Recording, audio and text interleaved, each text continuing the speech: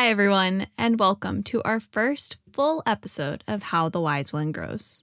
Everybody's learning, everybody's growing, everybody's gotta start somewhere. How the wise one grows, how the wise one grows. I invite you now to join me in starting this podcast the way I like to start everything, and that's with 3 deep breaths. So wherever you are, take a moment to notice where your body touches the earth. And if it feels safe, you can rest your eyes. Please don't rest your eyes if you're driving. And take a big inhale in through your nose. Feel your chest and your belly fill with air. And exhale, open your mouth, let it out.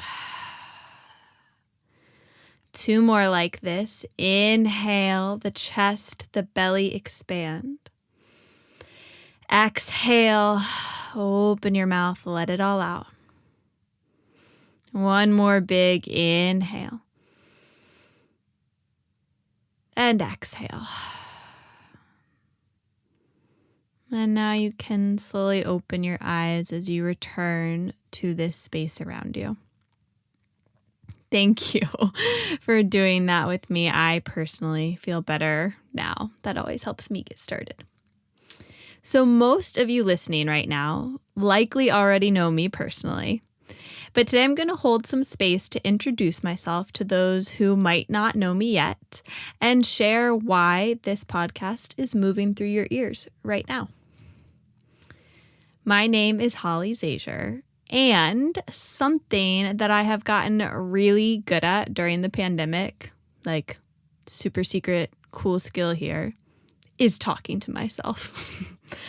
I have done it a lot in the last 2 years, so I thought, why not take it to the next level by shutting myself in a dark, small closet to talk to myself?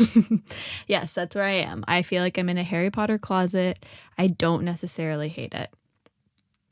But the reason I am so very good at talking to myself, thanks to the last 2 years, is because I share mental and physical wellness support, primarily through yoga and mindfulness practices, through my company that I started, Connect Wellness.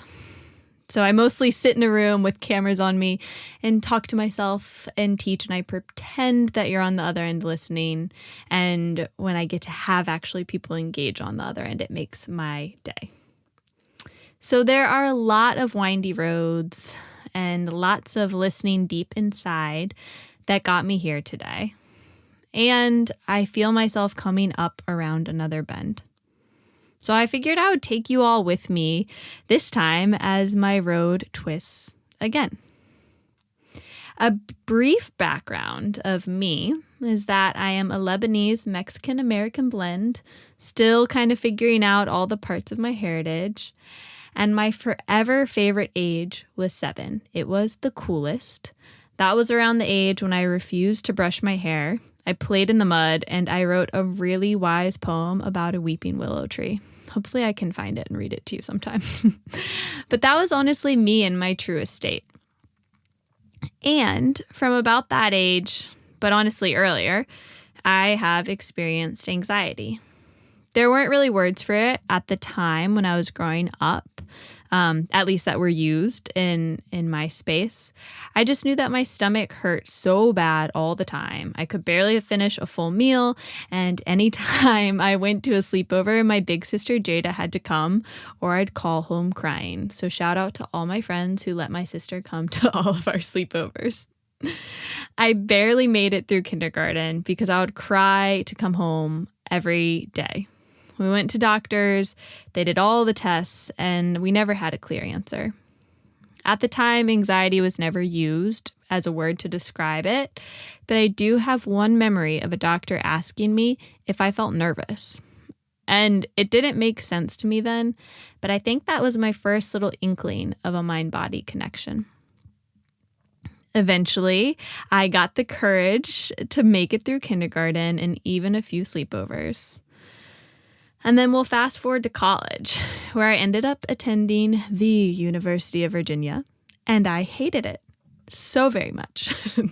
I never felt at ease or connected there. It was not my space, but it did push me to delve into my studies and onto my yoga mat.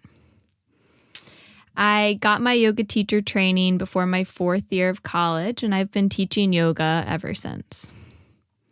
Post-college, I ran away to Nashville with my best friend, Emma. She tricked me into helping move her in for a weekend, and then I just conveniently extended my stay for about 9 months. Emma is my very best friend, or as I like to call her, or we call each other, my limb, and you will hear her music in this podcast for an intro to come, so stay tuned. She's amazing. So eventually, I made my way back to Richmond. I found myself working at a yoga nonprofit and teaching ceramics at an arts organization. So I was back in my hometown and eventually made the leap to start my own business. And that's where Connect Wellness started. That was fun.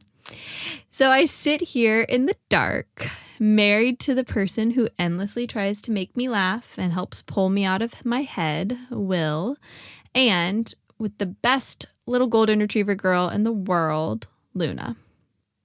And I feel my road twisting again.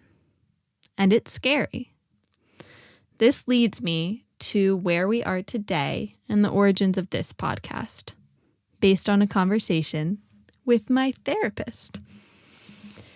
So one day, my therapist and I were talking about growth, the ways I've grown in the past, the ways in which I'd like to reframe growth now. And as I'm upon this twist, right? I'm in a phase where I kind of want to shift my business a little. I'm focusing on writing my first book and exploring other outlets in which to share my voice, this podcast being one of them. And I'm toggling with the balance of wanting to see things bloom, like wanting to see my imagination and my dreams come true, and wanting to do it in a new way. I have a history, and I'm sure I'm not alone in this, of pushing so hard and doing so many things and defining my worth by my work. I love seeing results. I love growth. I get a big old dopamine hit when I check off boxes on a to-do list. And I'm in a space where I am not interested in doing that anymore. It doesn't serve the most authentic part of me. I do not want to move from a stress state every single day. I don't want to work so hard that I burn out.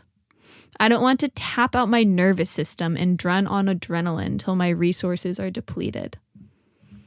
I don't want to be so tense all the time that I deny myself the fullness of my life. I want to give myself permission to rest, to exhale, to calm my nervous system and move from a place of peace and intention, and achieve my dreams.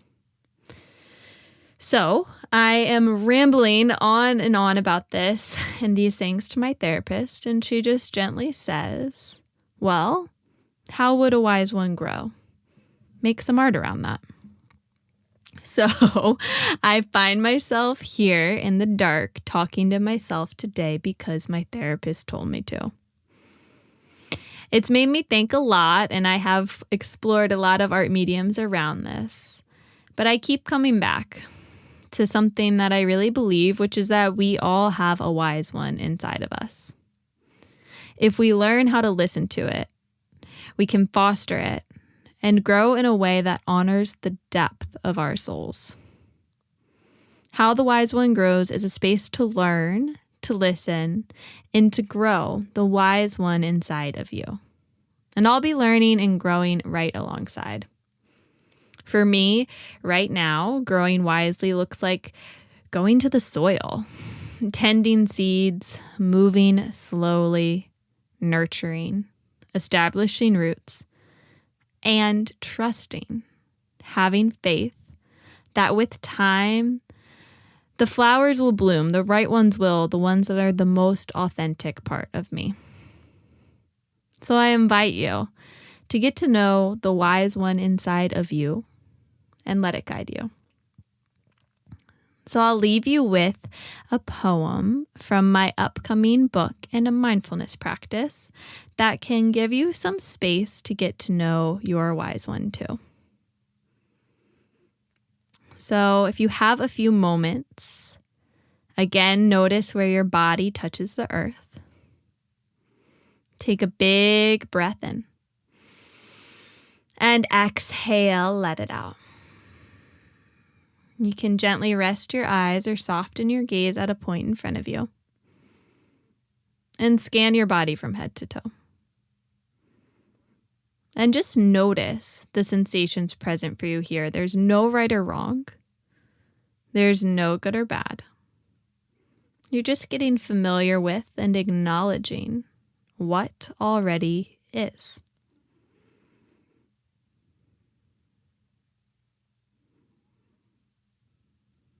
And now notice where in the body you feel the breath. And gently rest your awareness on that point.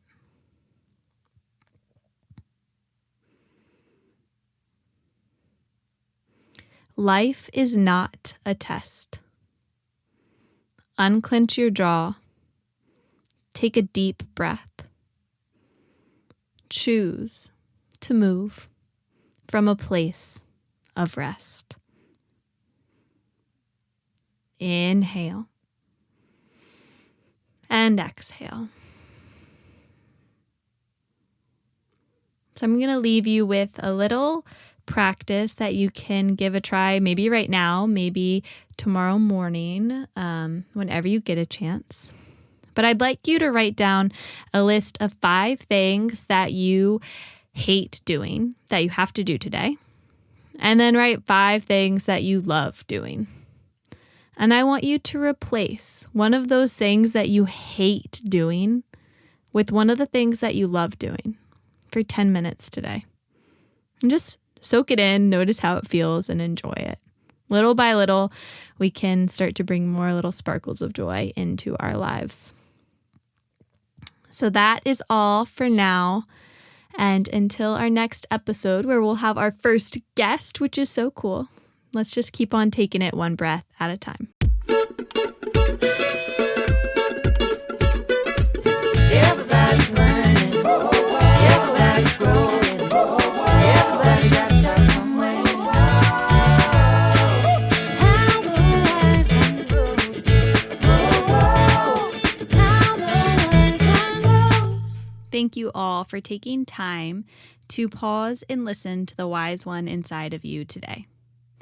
Be sure to rate, review, and subscribe to this podcast to help it grow. Until the next time, let's keep taking it one breath at a time.